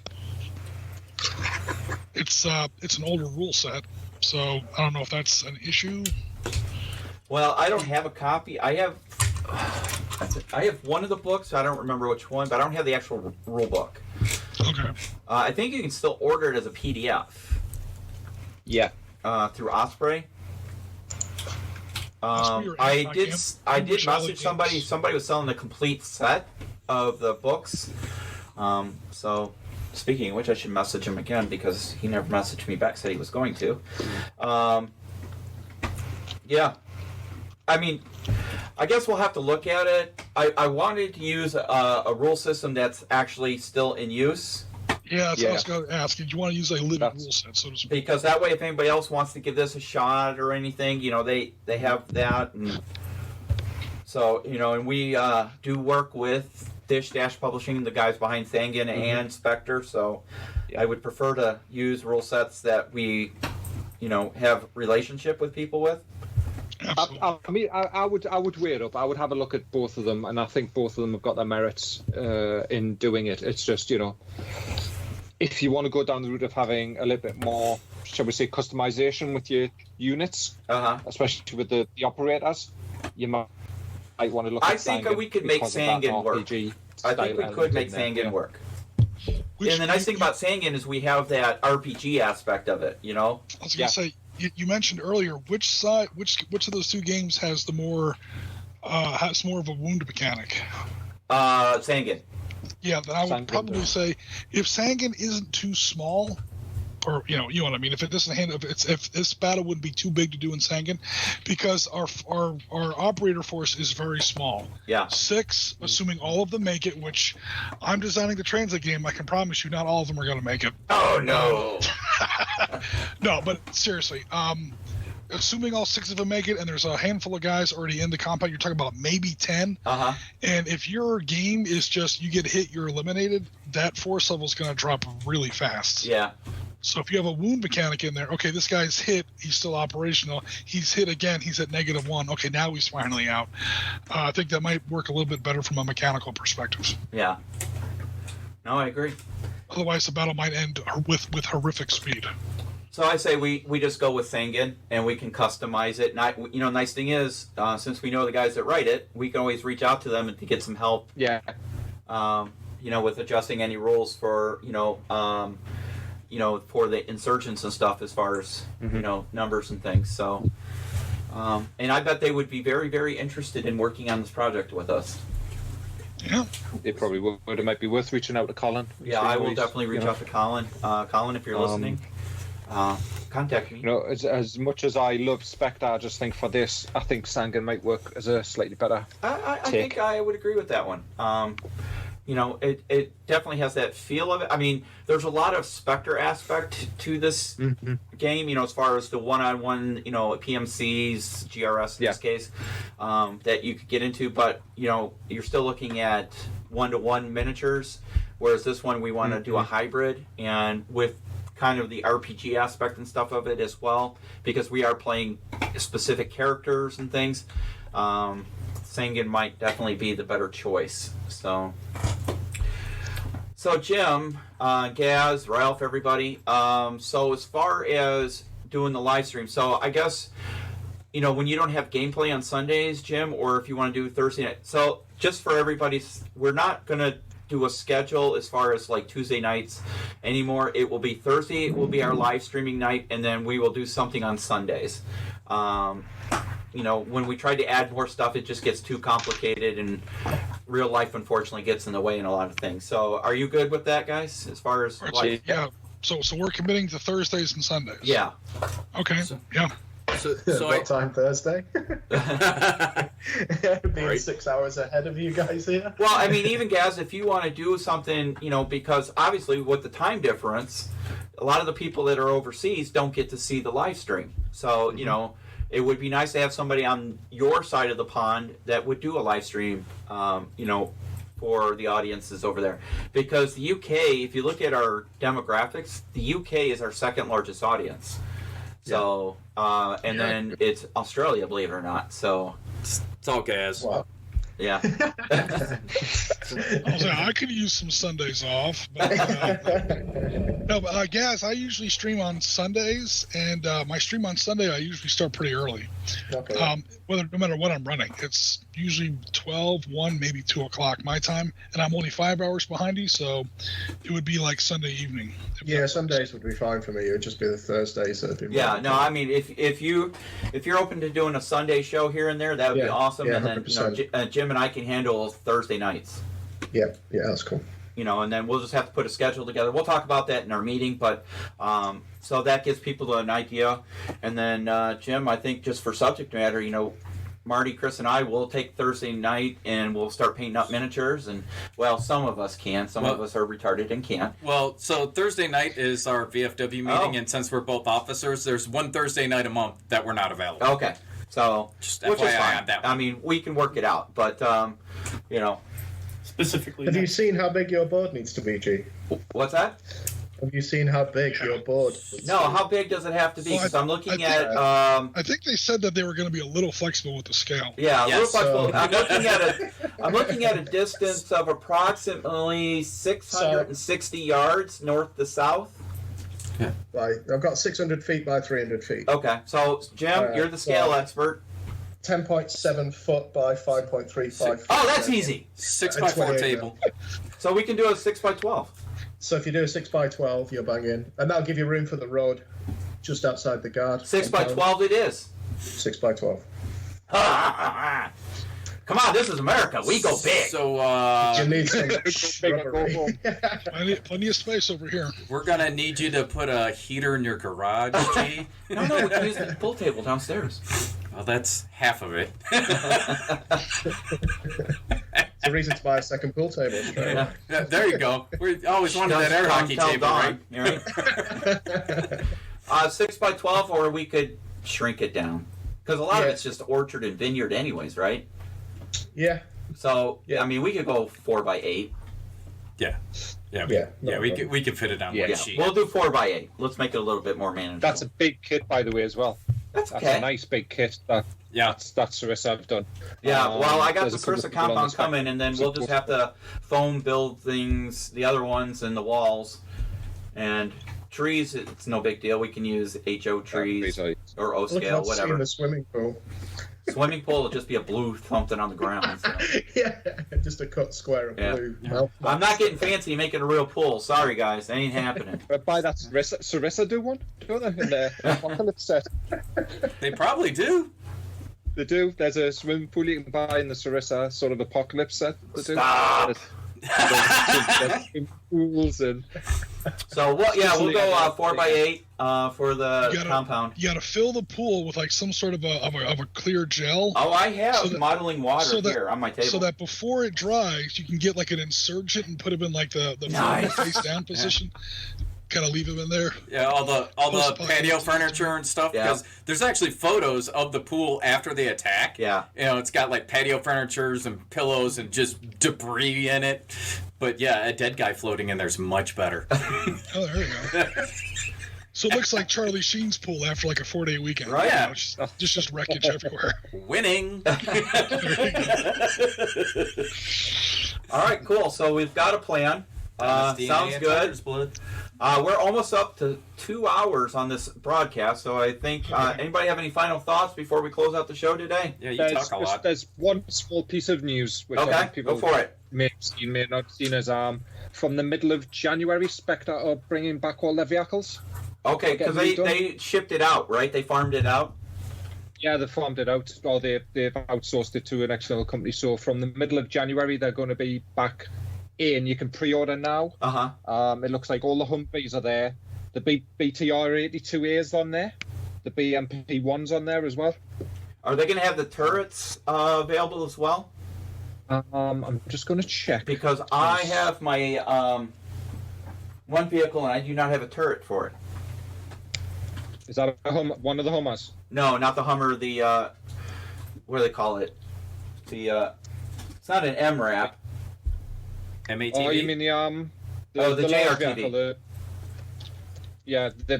vehicle, they don't have the RWS Land Warfare one, you know, the remote gun and stuff with the RPG on. Yeah. But they have all the other stuff. They do have the other turret options. options. It looks like. Okay, I'll just have to order one of those up so I can get that built. Yeah. Yeah. So in there, Crows, sort of wherever it says where the turret is, it says coming pre-order. So it means it is coming in. Okay, the middle cool. of January. Well, hopefully that'll mean there'll be better supply, because I think that's the biggest frustration with SITREP. No, that's us. With Spectre is supply. You know, as soon as they post stuff, it's gone. So yes, all of the vehicles, by the looks of it, have got pre-order. Okay.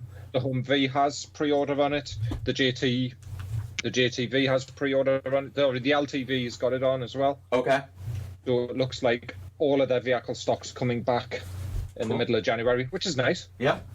It's really nice for people, you know, especially those the BTR 82, which is a nice chunky piece of resin. Good. All right, cool. Hey, Gaz, quick question for you. Does White Dragon make any kind of insurgents outside of the Afghanis? Not at the moment. Damn it. Yeah, no. I really like their minis, so... Yeah, like I say, they're starting something with Israel in some of their areas, but I don't think they've really. Their core is still what it is online. Okay. Which is British troops and Taliban insurgents. Okay. Cool. Yeah. All right, guys. Well, thank you very much for a very interesting show. To all our Patreon supporters, we thank you very much. As soon as we get all the parts to your Patreon supporter kit in, we'll make sure we get those shipped out to you, and so you can enjoy those little perks.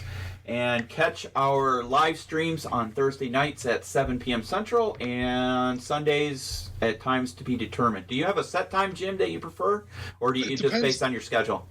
The problem is a lot of times my Sunday streams are interactive with the community, and so I'm a little bit stuck with when other people are available.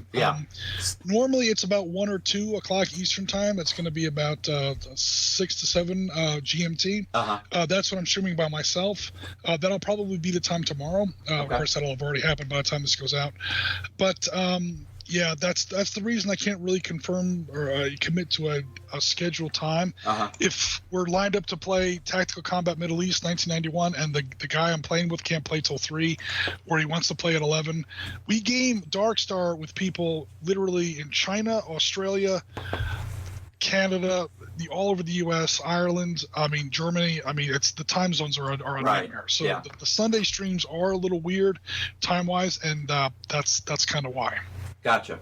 All right. Well, so Sunday afternoons. We'll just leave it at that. Sunday afternoons. So be on the lookout. We'll be posting an actual schedule for 13 days equals 13 hours once we get it figured out, so you guys could be able to follow along with us. We'll get Jim on Facebook somehow, so you can start communicating with him better. We do have a Discord channel. We do, right? Yes, we do. Yes. Yeah. We have Discord. Obviously, we stream on Twitch, YouTube, Facebook.